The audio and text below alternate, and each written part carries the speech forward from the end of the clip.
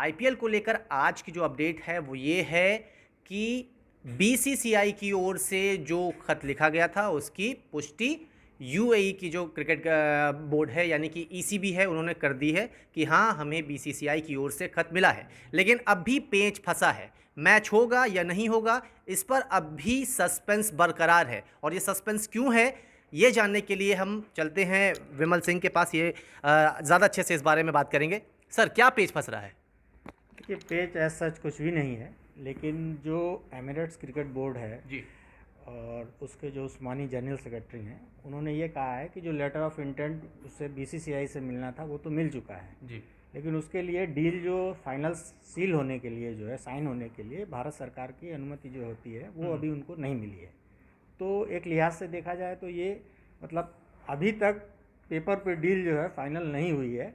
और उसके साथ उन्होंने बहुत सारी चिंता एक तरह से कह दीजिए कि बहुत सारी जो है जानकारी साझा की है एक तरह से, कि इस तरह के इतने बड़े वर्ल्ड स्तर के टूर्नामेंट को कराने के लिए जो है बहुत सारी सुविधाएं की ज़रूरत होगी। उन्होंने शारजाह की जो अथॉरिटी है, अबू धाबी की है, दुबई की है, उन सबको एक प्लेटफॉर्म पे लाना पड़ेगा। बहुत सारी मेडिकल अथॉरिटीज़ की इसमें ज़रूरत होगी। उन्होंने ये तो कहा है कि हमारे पास अनुभव है, क्योंकि हमने 2014 में इसका एक एडिशन का एक पार्ट कराया था जी आईपीएल का, तो मैचेस कराने का उनके पास अनुभव है। लेकिन वो दौर दूसरा था, ये पैंडेमिक का दौर है। मतलब पैंडेमिक का मतलब आप समझ लीजिए कि आपको इंफ्रास्ट्रक्चर लॉजिस्टिक्स में वो कह रहे हैं कि हमें इतना ध्यान देना पड़ेगा, इतनी अथॉरिटीज़ को जोड़ना पड़ेगा, इतनी सारी परमिशंस, क्योंकि हर जगह के आप सोच लीजिए आज की तारीख में आपको यहाँ कोई कार्यक्रम कराना पड़ जाए तो कितने सारे आपको नियम कानून और पेचीदगियों से गुजरना पड़ेगा। तो वही सारी चीज़ें उन्होंने जाहिर की है, लेकिन फिर भी उन्होंने आश्वासन दिया है ये पूरी तरह से कि नहीं, आईपीएल होगा। और जैसे ही भारत सरकार की तरफ से फॉर्मल उनके पास लेटर वगैरह जाएगा तो ये डील फाइनल हो जाएगी और आईपीएल अपने समय पर ही होगा।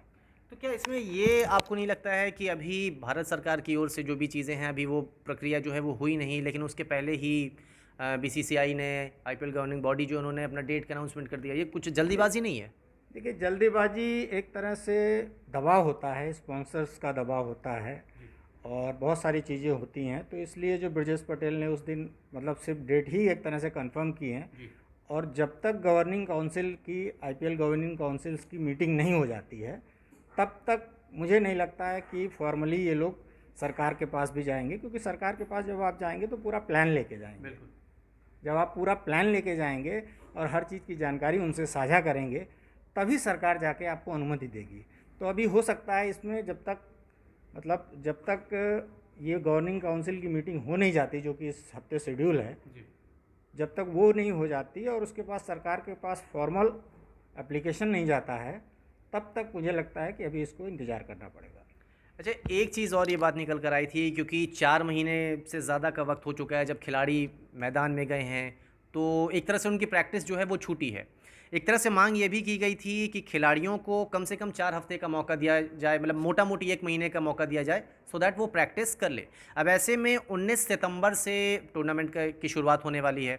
अगर 1 महीने मोटा मोटी ले लें तो 15 से 20 अगस्त के बीच में खिलाड़ियों को वहाँ पहुँच जाना चाहिए, अगर प्रॉपर प्रैक्टिस चाहिए तो अभी जो प्रोसीजर अभी अटकी हुई है, तो ऐसी स्थिति में क्या लगता है कि 15 अगस्त तक सारी चीज़ें क्लियर हो जाएंगी? मोस्ट प्रोबेबली हो जानी चाहिए, क्योंकि अभी 4 दिन का समय इधर भी है, 5 दिन का जुलाई में, और इस हफ्ते मुझे लगता है कि सारी क्लियरेंस जो सरकार के लेवल पे है वो हो जाएगी। और अगले 15 दिनों के अंदर खिलाड़ियों का जितना टेस्ट वगैरह और सब चीज़ें लॉजिस्टिक वगैरह का होगा वो क्लियर हो जाएगा। और 20 अगस्त तक, मतलब आप ये मानिए कि 20 अगस्त से लेट ये लोग नहीं कर सकते हैं वहाँ पहुँचने के लिए, यूएई पहुँचने के लिए। किसी भी हालत में सारी टीम्स को और सारे प्लेयर्स को वहाँ पहुँचना ही पड़ेगा, और उसके बाद फिर वहाँ जाके उनके रूल्स और नियम फॉलो करने पड़ेंगे, और तब जाके प्रैक्टिस वगैरह शुरू होगी और तभी जाके टूर्नामेंट शुरू होगा। और दूसरा इसमें एक और है कि आपको उधर ऑस्ट्रेलिया दौरा भी है जब टूर्नामेंट ख़त्म होगा, और ऑस्ट्रेलिया के नॉर्म्स भी बहुत स्ट्रांग हैं। आपको दिसंबर में जो पहला टेस्ट है उससे कम से कम 15-20 दिन पहले आपको वहाँ पहुँचना होगा।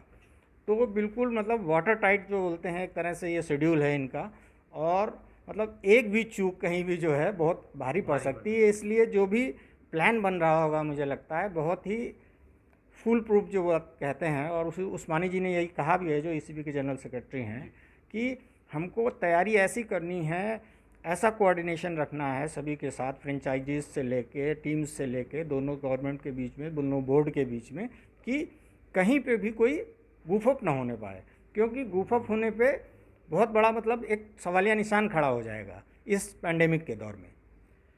तो कुल मिलाकर तैयारियां चल रही हैं।